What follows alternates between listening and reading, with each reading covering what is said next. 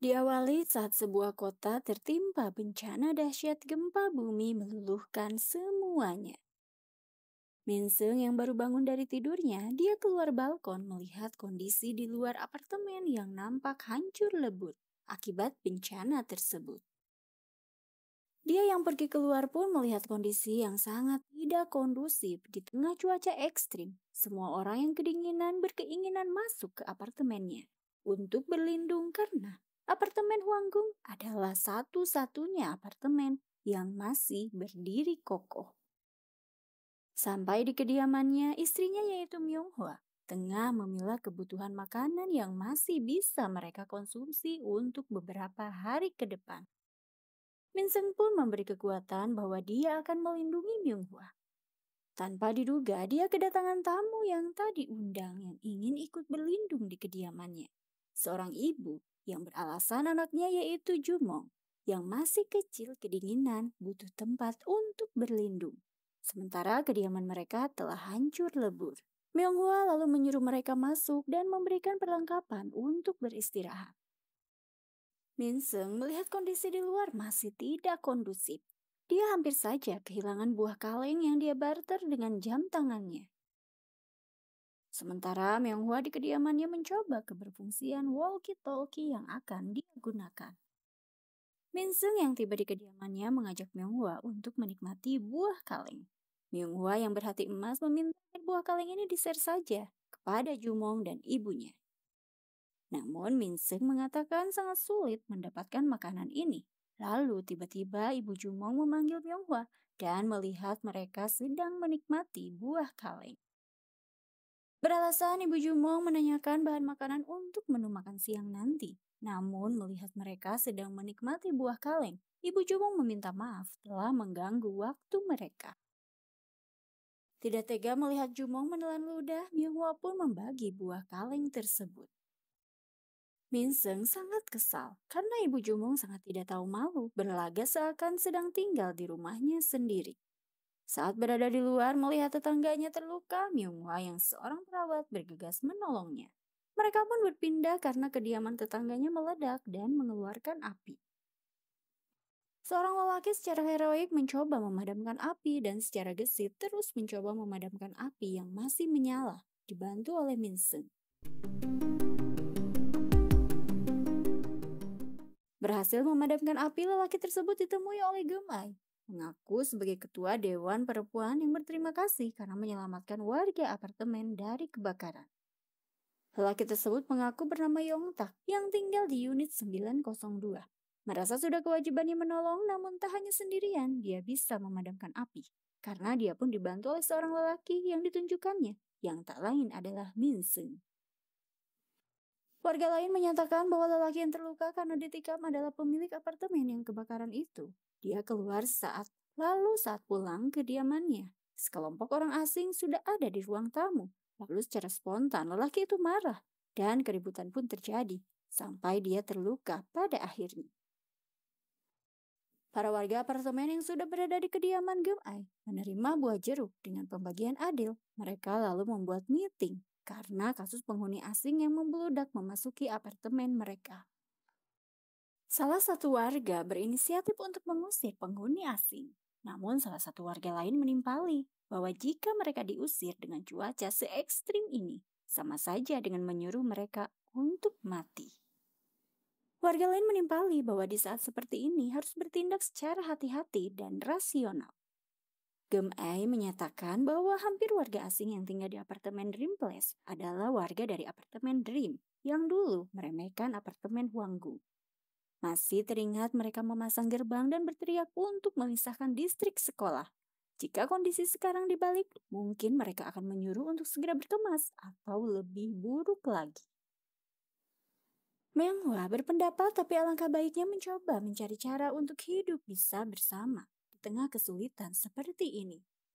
Gemei menimpali sangat mudah mengatakan kita bisa membantu mereka, tapi kenyataan bahan makanan yang sangat menipis. Jika kita cuma diam, tidak akan ada jaminan mereka akan melakukan hal yang bodoh.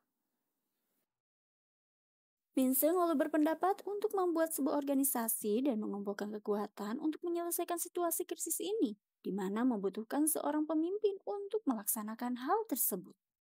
Gem-e lalu menunjuk orang yang sudah tinggal paling lama di apartemen Wanggung, namun terlihat dia sudah tua renta. Melihat situasi heroik memadamkan api tadi, Gem-e menawarkan Yong-tak untuk menjadi pemimpin mereka. Disambut baik oleh para warga dan Yong-tak. Lebih lanjut, mereka pun melakukan polling untuk mengambil keputusan warga asing apakah harus diusir atau berdampingan tinggal bersama mereka di apartemen Wanggung.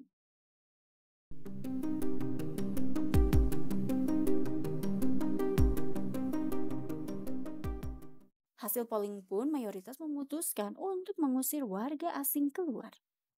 Di kediamannya, Menghua sangat kasihan jika warga asing diusir dari apartemen Wanggung. Yang dia pikirkan mereka akan tinggal di mana.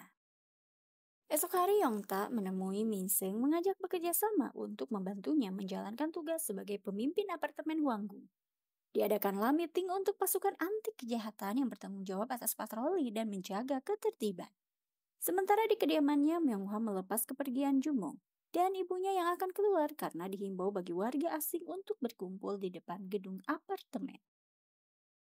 Setelah semua warga asing berkumpul, Yong tak mengumumkan bahwa para warga asing diminta untuk meninggalkan wilayah apartemen Wanggu. Bahkan ketua anggota kongres di distriknya, yaitu Do Hyun yang tinggal di apartemen Dream Place tidak digubris oleh Yong Tak. Warga asing yang tidak terima keputusan Yong Tak segera menyerbu memaksa masuk apartemen, namun dihadang oleh para warga apartemen Wanggung termasuk Min Seung.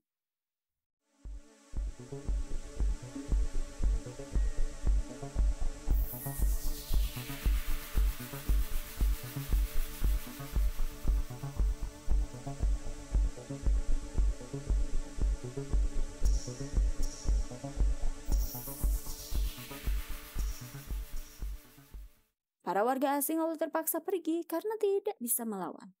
Yong Tak sebagai pemimpinmu meneriakan apartemen kita adalah milik para penghuni. Sontak dibuat kagum oleh para warga apartemen Wanggung.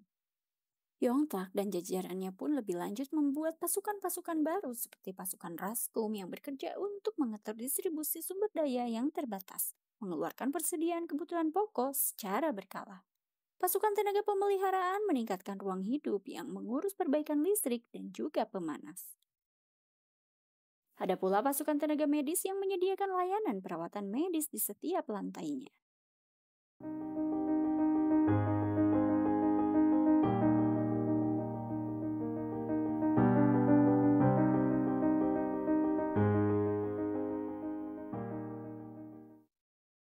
Esok hari saat suasana cakuem, pasukan anti kejahatan pergi mencari kebutuhan untuk bertahan hidup, melewati serpihan gedung yang telah hancur berantakan. Beberapa kali mereka pergi malah makanan yang tidak layak yang mereka bawa. Tak pantang semangat pasukan anti kejahatan terus mencari kebutuhan pokok yang layak dikonsumsi para warga apartemen Wanggung. Di apartemen, Myung-hwa dipanggil oleh Jumong lewat walkie-talkie, namun anak itu segera dibawa untuk masuk. Myung-hwa segera memanggil Jumong dari walkie-talkie, namun Jumong diamankan pemilik rumah karena takut ketahuan keberadaan warga asing di rumahnya. Myung-hwa memastikan dia bisa membantu kesulitan mereka. Pasukan anti kejahatan sampai di sebuah toko kelontong. Mereka yang akan menjarah mencari pintu masuk. Tiba-tiba pemilik toko menodongkan senjata ke anak Gem-ek, yaitu Ji-hyuk. Pemilik toko mengusir mereka agar pergi jauh dari tokonya. Dari belakang, Min-seung memukul pemilik toko. Namun senjata pemilik toko mengeluarkan peluru yang terkena helm Ji-hyuk. Langsung secara brutal tak terkendali Yong Tak menghabisi pemilik toko. Mereka pun menjarah seluruh isi toko.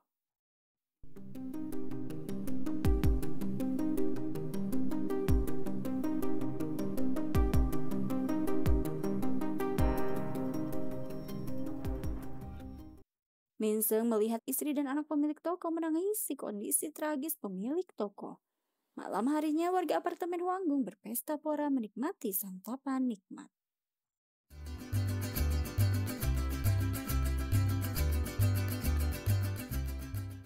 Tiba-tiba Ji-hyuk datang membawa seorang gadis. Dia adalah Hye-won, anak dari Seung-hun, penghuni apartemen Wanggung, tinggal di unit 903 bersebelahan dengan Yong Tak.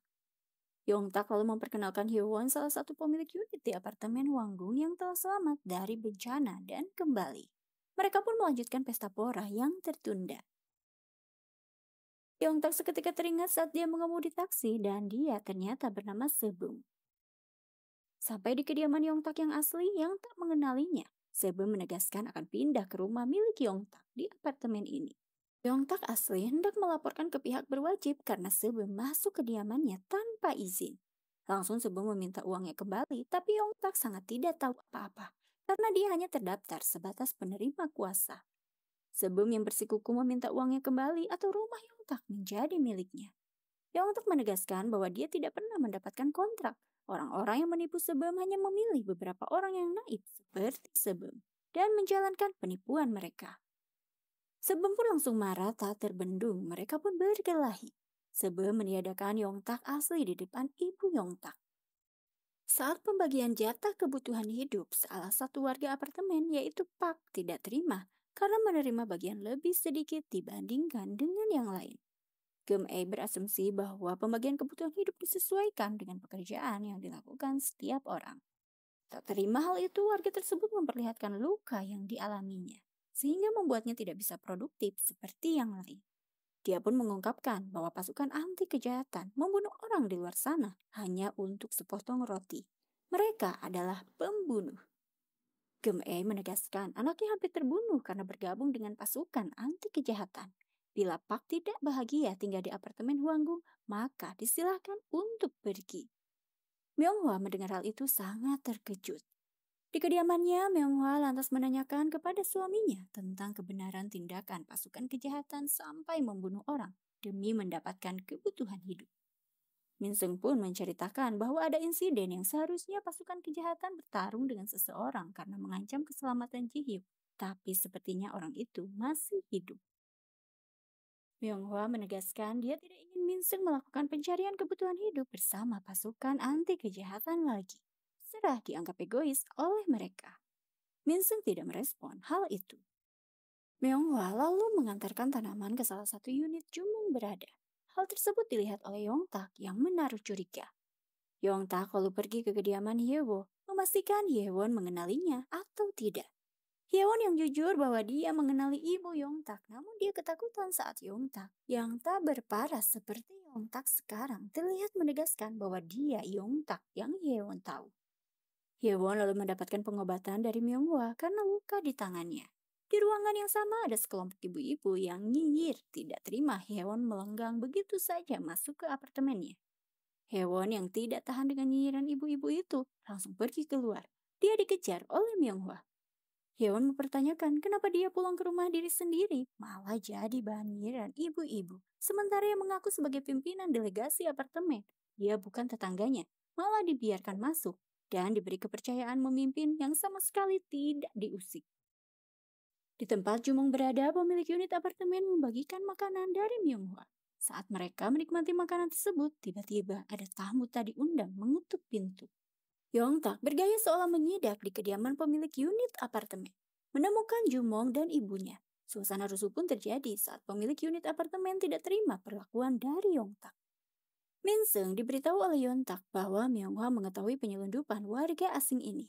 Saat mengkonfirmasi kebenaran kepada Myonghwa, Myonghwa mengingatkan agar Minsung kembali ke karakter yang dulu tidak bengis seperti Yongtak. Bahkan informasi yang Myonghwa terima bahwa Yongtak adalah orang palsu. Dia tidak tinggal di apartemen Wanggung, namun Minsung tidak percaya apapun yang dilontarkan oleh Myonghwa. Dia malah menegaskan, jika banyak bertingkah, bisa jadi mereka akan diusir dan juga akan mati. Untuk itu Minsung berharap Myonghwa menjaga sikapnya.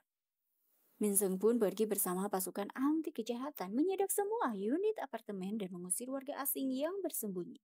Sementara itu, Myonghwa meminta Hyewon menceritakan lebih jelas mengenai Yongtak yang dia tahu. Hyewon mengingat saat itu pergi ke rumah Yongtak saat mengantar paket yang salah kirim. Teringat jelas Yongtak berkacamata, sedikit berjanggut dan sangat brengsek karena mencoba menggoda dirinya kala itu. Saat Yongtak pergi untuk berburu kebutuhan hidup, Myonghwa dan Hyewon mencoba masuk ke kediaman Yongtak. Mereka menemukan nenek tua yang meminta makanan. Setelah memberikan makanan, Myonghwa melihat ada freezer yang dilakban. Saat dibuka, Betapa terkaget-kagetnya mereka. Karena dipastikan Hyewon itu adalah Yongtak yang asli. Saat memburu kebutuhan hidup, Minseng menemukan sebuah jepit rambut yang langsung dia amankan. Lalu tiba-tiba ada serangan warga asing. Ji-hyuk pun menjadi korbannya. Sampai di kawasan apartemen Wanggung, Gem-el harus menerima kenyataan pahit bahwa Ji-hyuk telah tiada. Dia pun mengamuk kepada Yong-tak yang tidak bisa melindungi anaknya. Yong-tak dengan enteng menegaskan Gem-el tidak perlu panik karena telah memperoleh makanan yang dibawa dengan mempertaruhkan nyawa Ji-hyuk. Myung-hwa dengan muka menantang memperlihatkan dompet milik Yong-tak asli dan membuka freezer berisi raga Yong-tak asli. Para warga melihat dompet yang berisi KTP Yong-tak, terlihat wajah yang berbeda dengan Yong-tak yang memimpin mereka saat ini.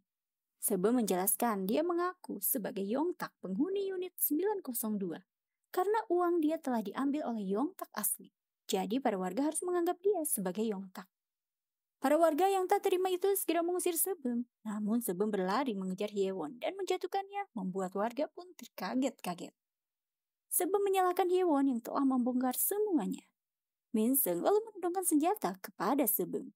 Sebum mencoba menenangkan Minseng, namun warga asing menyerang mereka. Kekacauan pun terjadi. Minseng dan Myung-hwa bersembunyi di sebuah rumah, namun dapat ditemukan oleh warga asing. Mereka segera melawan dan melarikan diri. Sementara Sebum masuk ke kediaman almarhum Yong-tak yang dirasa rumah miliknya. Dan dia pun terkapar lemas tak berdaya. Para warga asing masuk ke kediaman Yong-tak, menjarah barang yang bermanfaat. Di tempat berbeda, Minseng dan Myung-hwa yang berhasil kabur beristirahat sejenak melepas lelah. Minseng memberikan jepit rambut kepada Myung-hwa. Minseng sangat senang melihat Myung-hwa memakai jepit rambut tersebut yang terlihat cantik. Minseng lalu meminta maaf atas semua kesalahan pernah dia perbuat. Saat pagi hari tiba, Myung-hwa membangunkan suaminya. Namun dia tersadar bahwa suaminya telah innalillahi wa inna ilaihi raji'un. Myung-hwa pun tak kuat membendung kesedihannya. Ada sekelompok orang baik yang melihat momen itu. Mereka lalu membantu Myung-hwa menguburkan Minseng dan mengajak Myung-hwa untuk ikut bersama mereka jika Myung-hwa tidak punya tempat tujuan. Tibalah mereka di suatu tempat, di sana Myung-hwa diberi makanan untuk dia santap. Membuat Myung-hwa terharu karena masih ada orang yang baik di dunia ini. Dan perasaan haru Myung-hwa menjadi akhir dari drama Concrete Utopia. Merasa aman berlindung dengan identitas palsu, berpura-pura menjadi orang lain sebagai bentuk pelarian dari kehidupan nyata yang dijalani di masa kini. Namun sebau-baunya bangkai pasti akan tercium juga. Terima kasih untuk yang sudah mantengin suara Cece sampai drama ini berakhir. Cece pamit dulu. Bye!